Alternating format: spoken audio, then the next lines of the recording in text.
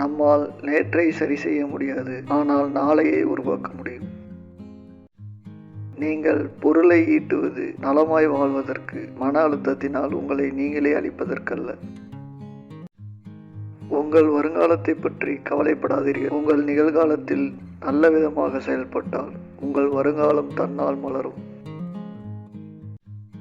விதி என்பது உங்களுக்கு நீங்களே உருவாக்கிக் கொள்வது. உங்கள் விதியை நீங்களே உருவாக்க தவறும்போது அது தலைவிதி ஆகிறது.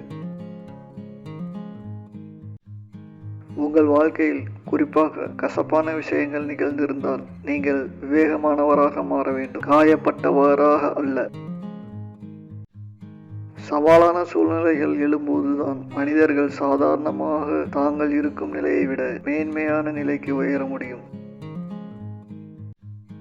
நீங்கள் எந்தளவு வெற்றிகரமாக இருக்கிறீர்கள் என்பது உங்கள் உடலையும் மனதையும் உங்களால் எந்த அளவு சிறப்பாக பயன்படுத்த முடிகிறது என்பதை சார்ந்திருக்கிறது. யாருமே நீங்கள் குறைபாடற்ற சிறந்த மனிதராக இருக்க வேண்டும் என்று எதிர்பார்ப்பதில்லை. ஆனால் இன்னும் சிறந்தவராக மாற நீங்கள் தொடர்ந்து முயல்கிறீர்களா என்பதே மிக முக்கியமானது.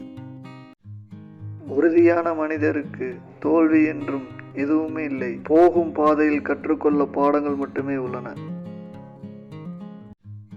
நீங்கள் கடந்த காலத்தை நினைவு கூர்ந்திட முடியும், நிகழ்காலத்தை அனுபவித்து உணர முடியும், ஆனால் வருங்காலத்தை விரும்பும்படி உருவாக்கிட முடியும்.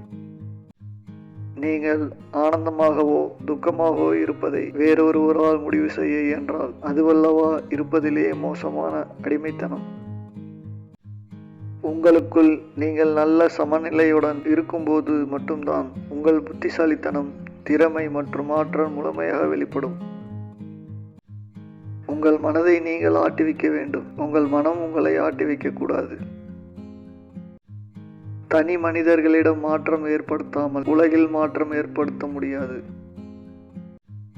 யோகா என்றால் வளைந்து கொடுக்கும் தன்மையுடன் இருப்பது, உடல் அளவில் மட்டுமல்ல, எல்லா விதத்திலும். அப்படி இருந்தால் நீங்கள் எங்கு இருந்தாலும் நலமாக இருப்பீர்கள்.